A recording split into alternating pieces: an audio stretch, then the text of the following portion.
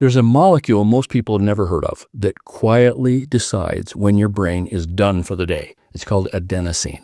And if you understand adenosine, you'll understand caffeine. Adenosine builds up as a byproduct of using energy. And your brain, it's an expensive operation metabolically. It takes a lot of fuel just to keep you awake, focused, thinking, making decisions. As adenosine accumulates in the brain, it binds to receptors that signal something important. We burned through a lot of fuel today and we're running hot. That's what we call sleep pressure.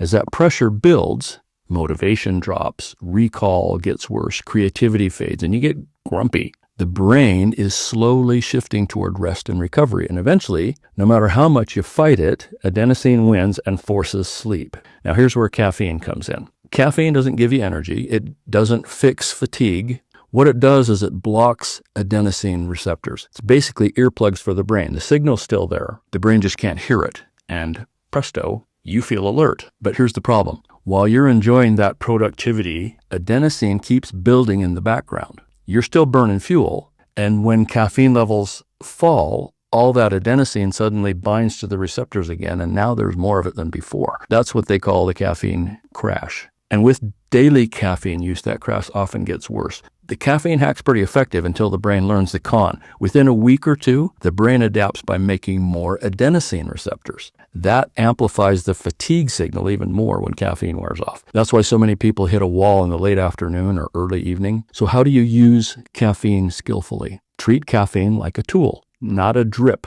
1 or 2 modest doses early in the day, but don't start right when you wake up. Give it an hour or two. Your body already has systems to bring you online. Get some light in your face and give them a chance to work. And cut caffeine off early enough that it can clear before bedtime. For most people, that means nothing after about 2 p.m. If you kick the can down the road too far on fatigue, you get into a cycle of sleep deprivation. If you don't let sleep pressure build up over the last 8 hours or so of the day, you won't get the depth and quantity of sleep you need that night, even if you fall asleep fine. You can only pay a sleep debt with sleep. It's the only way to effectively clear the cache on adenosine, so you start the day with a fresh reset. So the goal isn't to eliminate caffeine, it's to stop using it to outrun sleep. That will kill you early.